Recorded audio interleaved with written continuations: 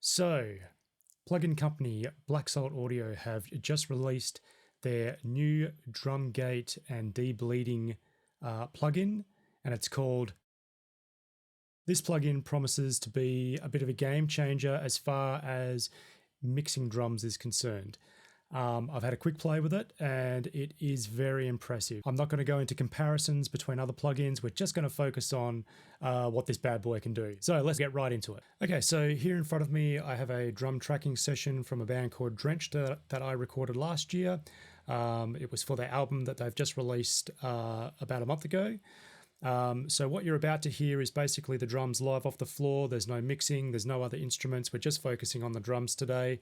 All I've done is a rough balance and some panning, and that's it.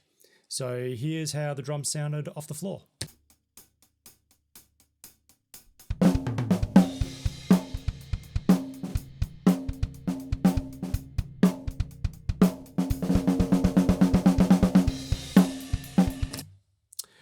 Cool. Let's have a look at good old snare top mic. So this is the snare mic just soloed out.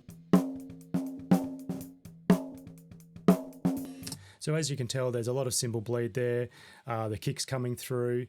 You can hear the snare. It is the most prominent thing on the track, but obviously we're getting a lot of unwanted bleed. So let's bring up Silencer. And here it is. So this plugin basically is I guess it's like a hybrid drum gate and a de-bleeding plugin as well.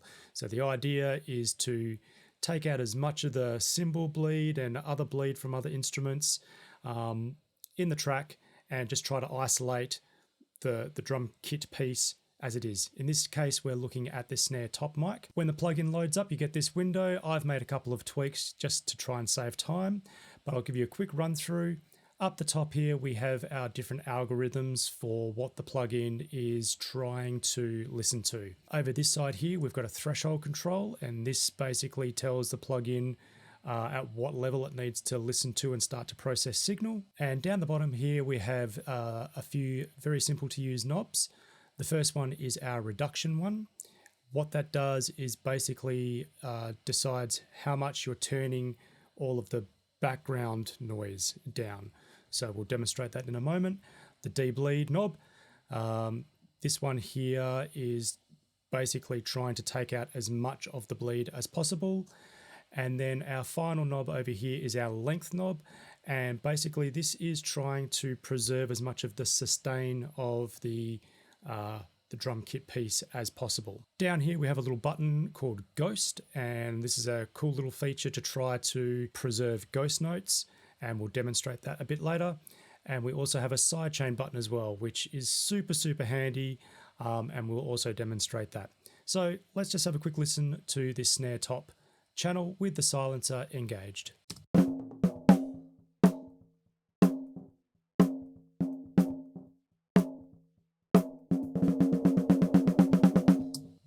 And let's bypass the plugin and listen to it again.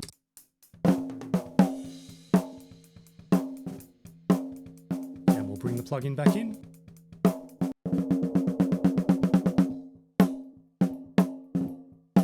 So, as you can tell, that is a pretty significant difference and a really good improvement. What I like about the plugin is it really does tend to retain the character of the drum kit piece. So in this case, the snare, we can still hear the body quite nicely. We can still hear the sustain. However, a lot of that cymbal bleed is either gone or just barely noticeable at all. So it's a really powerful plugin. Let's play this again, and I'll just go through a couple of these knobs again just to demonstrate what their function is. So our threshold slider, if I take that all the way up, it's not going to detect any signal, and so there won't be any processing. As soon as you bring it down, you can see the waveforms there. It'll start to interact with the incoming signal. Now this reduction knob here, which I did a horrible job of explaining earlier, if we have a listen, you can sort of hear the softer background noise. If we dial that right back, it's pretty much reduce that background noise, and that's indicated here by the histogram that's rolling through as well. Moving right along, we've got our de-bleed knob. So at default settings, it's doing a great job.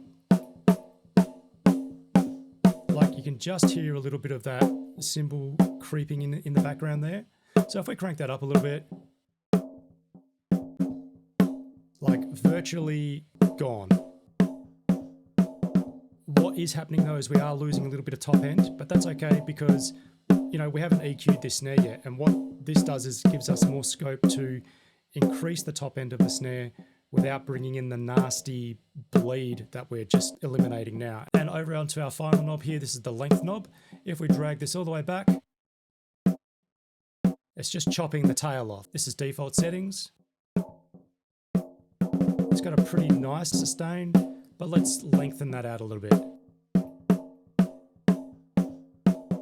There we go. So that's sounding like a really nicely isolated snare track, and there's so much processing we can now do to this snare that isn't going to be hindered by all the hi-hats and cymbals and everything else coming in.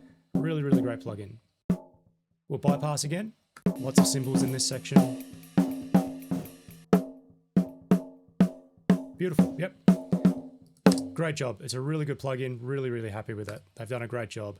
So that's the snare. Let's have a quick listen to, say, our kick. So here's the kick drum solid up. The silencer plugin is deactivated. And let's bring in silencer. Beautiful. Once again, I've just tweaked some settings already, just optimizing where I think it sounds great. This length knob here can be really powerful for kicks depending on the genre that you want. So I've got it fairly cut and short, nice and tight, but you could lengthen it out and bring more body and more sustain back into the kick, but I like it nice and tight. Beautiful. Let's check out how this bad boy sounds on toms. So I've just looped a little bit of a rack tom section here. Let's see how it sounds. This is no plugin.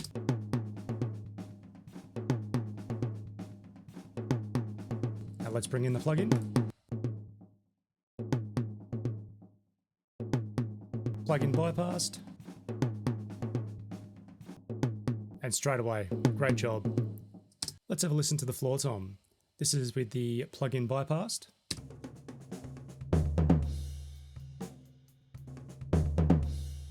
And let's engage the plugin.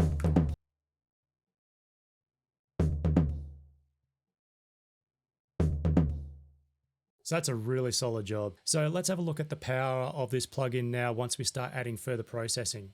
So what I've gone ahead and done is just dialed in some EQ for the kick, the snare top, the rack and the floor tom. And let's just solo up the snare quickly. I'll show you the difference that this plugin makes without the silencer, with the silencer, and both including the EQ that we've put in. So this is the snare track with EQ but no silencer. And let's bring in silencer. Beautiful. So I'll leave silencer on. Let's just bypass the EQ. So by comparison now, the snare sounds really dull and flat and almost like it's got a bit of a blanket over it. Let's bring the EQ back in. Got a bit more crack, a bit more low end weight again. You know, this is just a very quickly dialed in EQ setting. Let's have a quick listen to the toms. This is with EQ and silencer.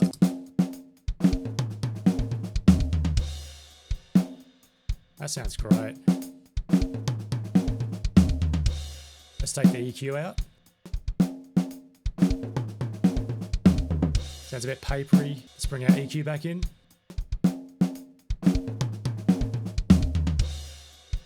It's just great. Silencer really allows us to EQ heavily, really punch the toms through, bring out the low end, bring out the high end, and get those toms to really cut through that drum mix at least. Okay, so let's have a listen to the drum mix one more time, where we'll have all of the plugins bypassed, and then I'll bring in the silencer and the EQ for those particular parts of the drum kit. So this is everything bypassed.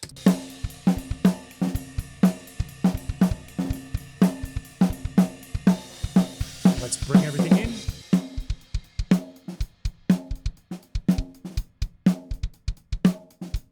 Bypassed. So I hope you can hear that everything is just sounding nice and cleaned up with the EQ dialed in. Things are starting to take shape in the drum mix, and certainly that silencer plugin is doing a fantastic job at controlling that bleed. So let's have a quick look at the ghost note feature of the plugin. Basically, this little button down here allows the quieter signals to come through. So at the moment, let's just play a little part that I've got looped up. It has some ghost notes in it. You'll see as the signal passes through here, it's only picking up the stronger hits.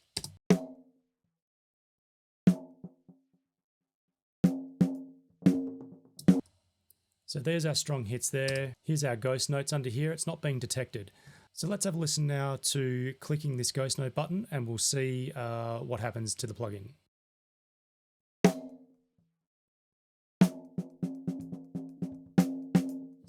All of a sudden, all these ghost notes are coming through really, really nicely. So the way that this feature is designed to work is you need to automate the button being latched on and then taken off again. Let's have a quick look at how to do that in Reaper. The quickest way to do that is just to click the ghost note button, come up to the parameter, hit show track envelope, and what that does is it brings up the actual track envelope for the ghost note button. Currently it's turned off, and what you want to do is go through all the little parts that have the ghost notes playing,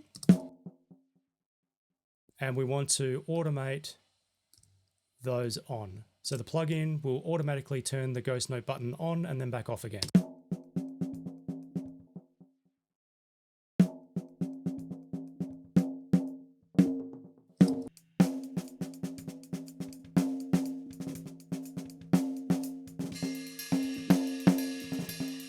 Here's a good section of ghost notes.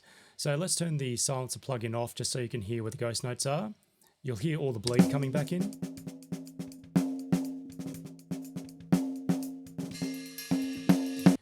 Let's put the plugin back in. Let's automate this ghost notes button.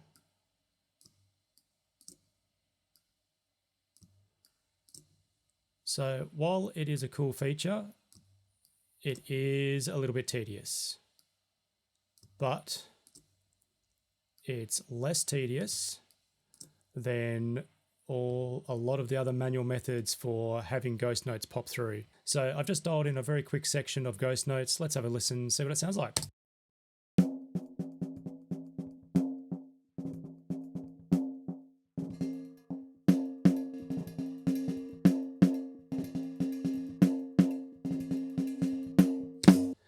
Now that's actually pretty decent. Okay, so the last feature that I want to talk about is the sidechain feature.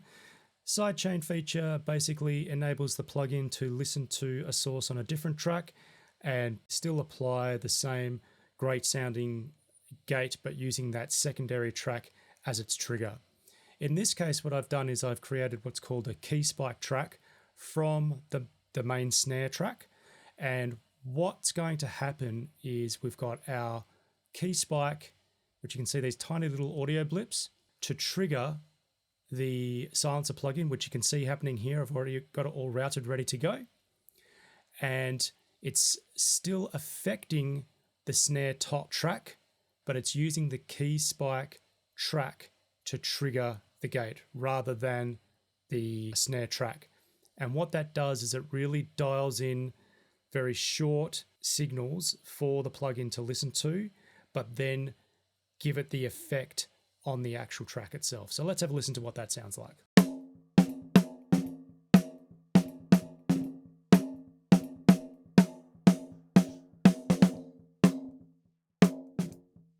And bypass.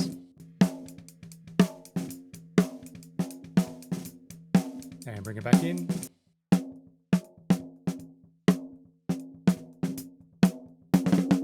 Now for me, for my money, this is where the power of this plugin lies. I mean, I'll be honest with you, the plugin on its own sounds great. It's a really, really great gate. It's a really, really great debleeding tool, but the power really comes in this sidechain feature. So I think it's a great feature and it's been implemented really, really well in this plugin. So let's have one more listen to the drum track again. This is with the silencer engaged, EQ on a few of those tracks, and the snare track I'm using is the key spike track. I'll just bypass and bring it back in a couple of times, and then we'll wrap it up.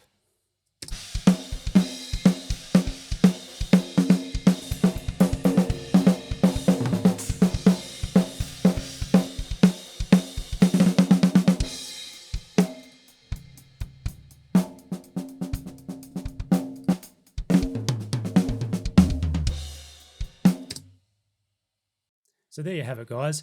I hope you found that informative. Why don't you drop a line down in the comments, let me know what you thought of the plugin, and I'd be very keen to know what your thoughts are of its functionality compared to other debleeding techniques and also other drum gate plugins that are out on the market at the moment. I personally love it. I think it's really great value for money. I think it's introductory price $29 at the moment, regular price 50. Even that is just an absolute bargain for a plugin that works so well. So until next one, see you later.